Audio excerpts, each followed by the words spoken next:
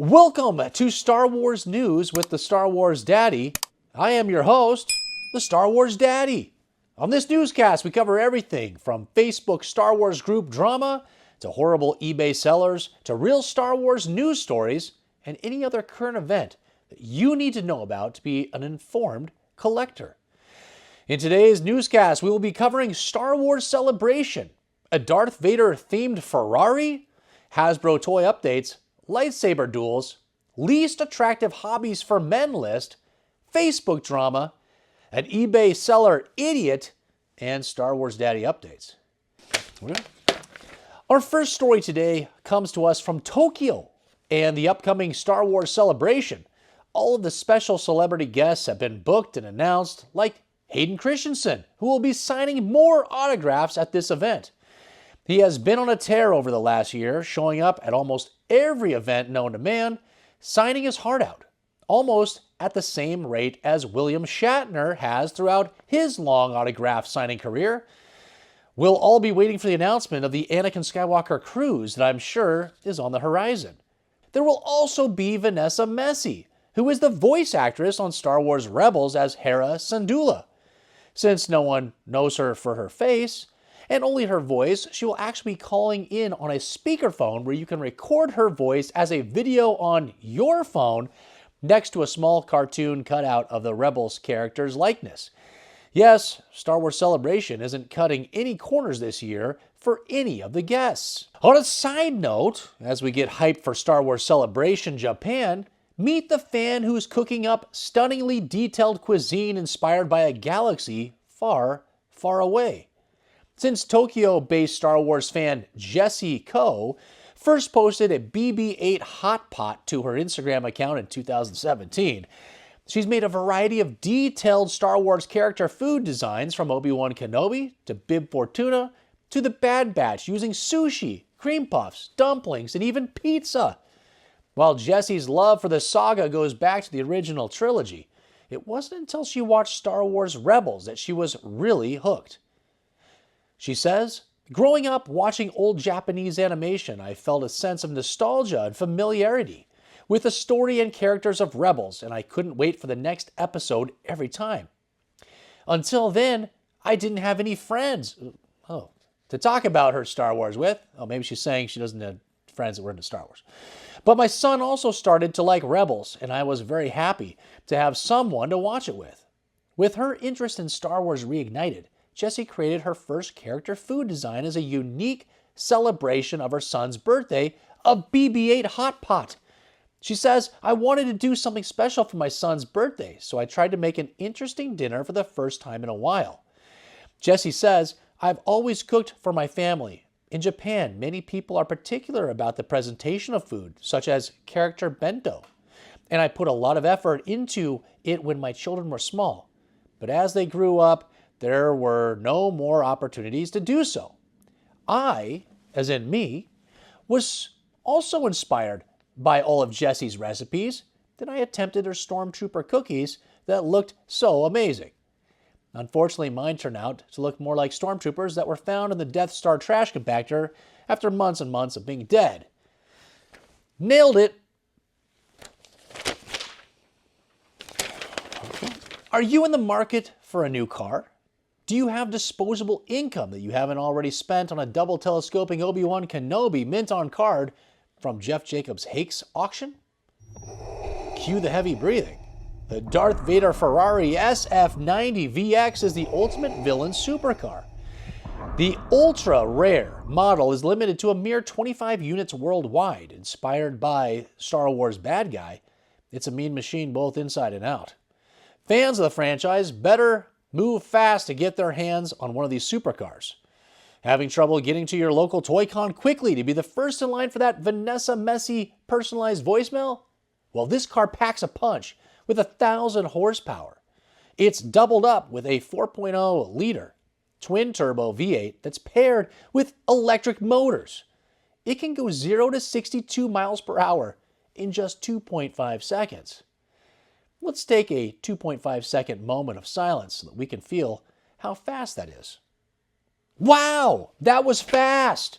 Its paint job is inspired by the Star Wars movie franchises Villain Darth Vader at the helm of creativity with a sleek black exterior and subtle blue accents reminiscent of the character's early lightsaber. This card is so bad to the bone. It's rumored that the cost of this limited edition beauty will be somewhere around $2 million. I promise you, if I win the lottery, this car will be mine. And I already have a perfect dashboard display piece for it. The Star Wars Daddy members only 3D printed Darth Vader Daddy bust. I wonder if someone has already used the vanity plate of Big Daddy. In Hasbro toy news, 5 new vintage collection characters have been announced along with 2 Black Series characters. This spring, open up your wallets and get in line to pick up the Mandalorian Super Commando, Balin's Skull, Shin Hati, a 501st Clone Trooper, a Battle Droid 4-pack, Anakin Skywalker Black Series from the Ahsoka flashback scenes, and a Captain Rex Black Series action figure. There are rumors surrounding these releases that we could finally see the Coca-Cola R2-D2 make an appearance this spring, as there has been much anticipation for that character, and we're all still sitting on pins and needles, hoping for that cut-off arm of a Wampa action figure accessory carded on Empire Strikes Back card backs. That Wampa arm was in the film much longer than Amon, the Gonk Power Droid, Yak Face, Squid Head, the Red Snaggletooth and the Blue Snaggletooth, and many other characters from the film that action figures were made from. It's time the iconic arm gets its recognition for how well it played the arm being cut off, and how it fell with such grace into the snow while blood spluttered out of it. Here in Portland, we recently had inclement weather of snow and ice that dumped on us for a few days. Some people got out and sledded down the nearby hills. Others sat nestled in their couches, drank hot chocolate, and stayed warm by their fires. But others, sick of the snow and having fears of snowmen coming to life, like in that horror film Jack, took to the streets with their lightsabers and demolished every snowman they could find.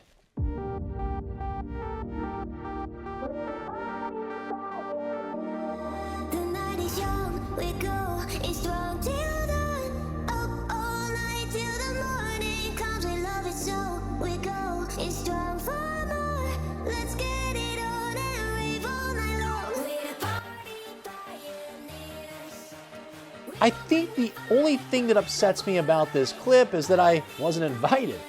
That's my neighbor Bob. In the summer, we hang out at the gym's pool, sipping Mai Tais and helping each other with our sunscreen. This one hurts. It hurts real bad. A group of single women were recently invited out to Harvard, where a study took place by professors and students who were trying to investigate what really makes a perfect male companion.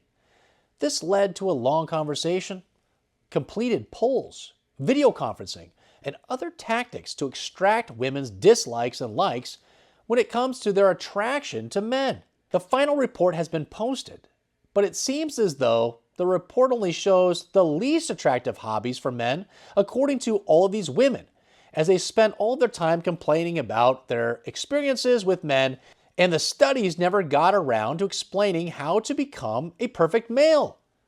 But let me, the Star Wars Daddy, explain things to the men out there. Be like me, and be the opposite of the list I'm about to read off to you. I would never participate in any of these unattractive hobbies. First on the list is playing video games. Next is collecting action figures.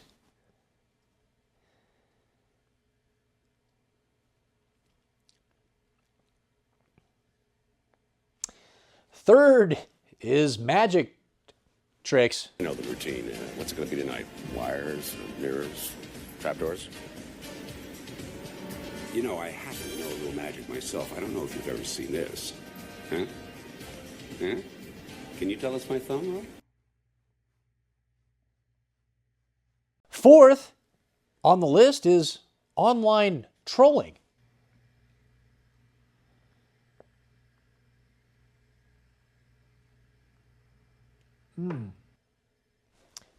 Fifth is gambling.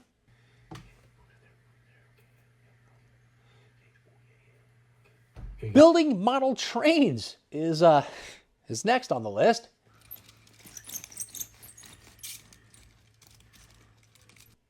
Taxidermy coming up as number 7. Comic book collecting at number 8. Let's see here. Where's this? And finally, the last item on the least attractive hobbies for men is bird watching.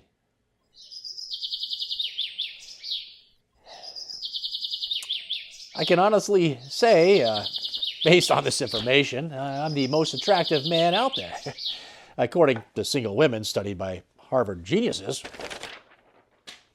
On a Facebook Star Wars group, I ran into this post, a post that causes the hair to stand up on my neck, a post that drives me insane, a post that ends up wasting everyone's time and energy, a guessing game of 20 questions, a post with no end in sight. It's a post where someone wants to sell Star Wars items, but doesn't put down a price for the items and says trades are welcome. But again, you don't know the price to compare any trades you might have, nor do you know what the seller values these items at in order to make an offer. This post is like so many that find their way onto Facebook Star Wars groups, wasting countless hours for everyone. The post says, "Hi guys, I have 3 mint perfect AFA 85. 85 is not mint perfect. Return of the Jedi items for trade and all have crystal clear bubbles. They're blisters. Makes trade offer, makes trade. It should say make trade offers. Makes trade offers on the lot or 3 separate deals. I am a trusted buyer and seller, so hit me up if anyone's wanting to trade."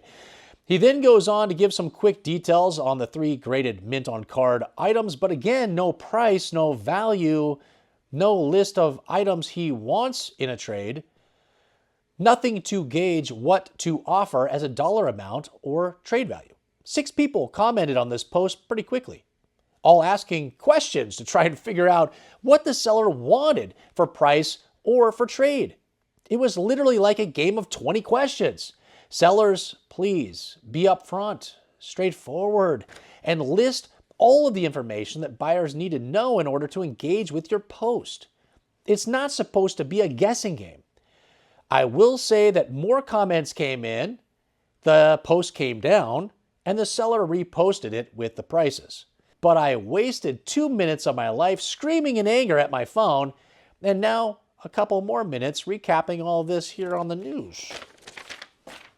Keeping on the theme of idiot sellers, I find myself over on eBay, where a seller is selling a vintage 1983 Kenner Star Wars ROTJ Jabba the Hutt playset Error variant for $299.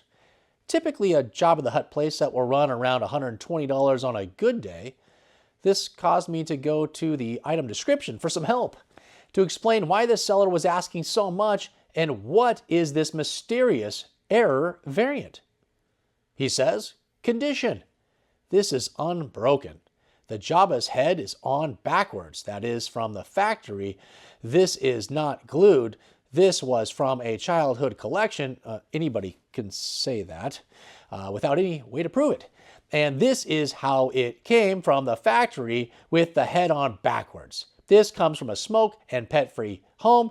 Please feel free to ask any questions before bidding or making offers. Thank you. So I felt free to ask any questions by sending over a video to the seller showing that the Jabba heads all spin. The way they are manufactured, you can take the heads off of them, put them on another Jabba's body, spin the heads, etc. This isn't an error. This is literally a case of idiocracy, a case of a seller who doesn't know what they're talking about. So I made a short a while back showing all of the error variants that I could find in my own collection to prove how dumb this listing actually is.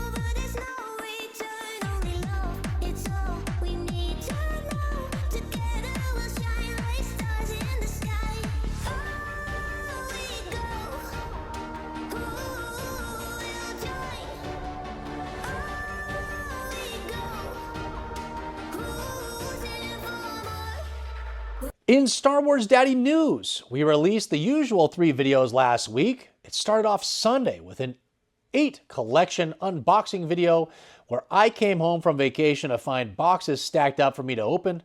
They were filled with action figures, accessories, vehicles, playsets, collector's coins, and creatures. It's a good video to see the items that are going to be listed over the next few weeks on eBay. We then had our recap of weekly Star Wars eBay listings, episode 62, where we crowned a new Daddy of the Week, which is the award for spending the most money with me on eBay. And it's the most prestigious award in all of collecting. We also gave shout outs to every one of you and went over all the prices for the sold items. Don't miss last week's news, where we followed a protest of men still living in their mom's basements, did a Valentine's gift quiz, discussed Jaden Smith's house costume, did a Star Wars pop socket unboxing, and did an update on Watto from The Phantom Menace. Last week, we picked up 5 new members, 20 subscribers, 1,800 views, 147 likes, 16 shares, and 39 comments. It was an amazing week for us here, and I appreciate all of your support. This Sunday, I have a video coming out that will give you a tutorial on how to get a Millennium Falcon vehicle to work again. Monday, I'm a special guest on the Monkey Lizard Hangout live stream with Salacious Rum, where I'm going to be interviewed and talk Star Wars with Salacious Rum. Links are in the video description below, and I will be posting the links here on YouTube and Instagram. Very excited for that. Wednesday will be episode 63 of our weekly Star Wars eBay listing videos, and right now we have amazing items listed like Last 17s, collector's coins, a snap cape Luke Skywalker, vehicles, etc. So check out the eBay link in the video description below. Next Friday is the news, where we'll discuss Gina Carano's lawsuit, the Queen guitarist's love for Yoda, and question if Luke Skywalker is gay. That's from Mark Hamill's own words. And don't worry, there will be shorts every day in between. Thanks again for all of your support. Collectors, make sure to keep things classy and never forget, who is your daddy? Okay, stop it.